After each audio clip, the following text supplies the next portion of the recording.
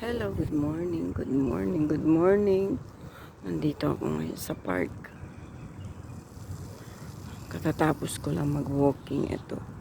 Nagpapahinga naman. Parang malat ang boses ko.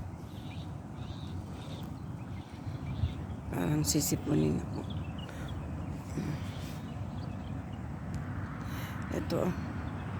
Pagkatapos mag-walking ng 30 minutes, ito. Nagpapahinga naman ako para preparing for going home. Ayan.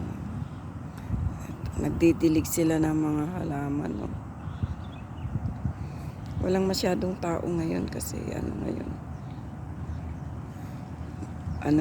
May trabaho. Today is Wednesday na yata. Or Wednesday.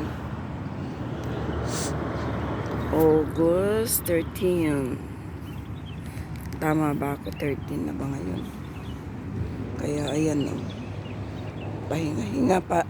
Baka sakaling maalis ang sipon natin. Ayan, diyan sa may dagat.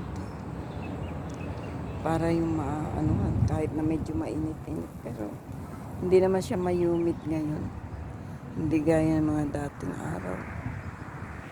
Ilang araw na isang linggo mayumid.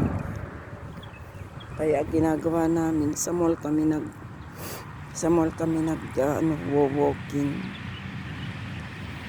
Kaya siguro ako sinipon dahil nag-walking ako sa mall. Siyempre may aircon dun, pawis na pawis ka, tapos may aircon din. Natuyuan ako ng pawis. Tapos yun nga, malamig sa loob.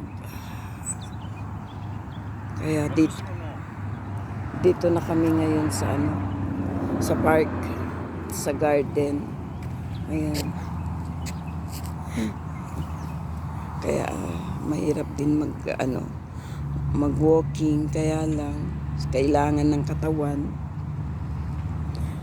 para medyo mabuhay-buhay ang mga ugat-ugat, mga dugo.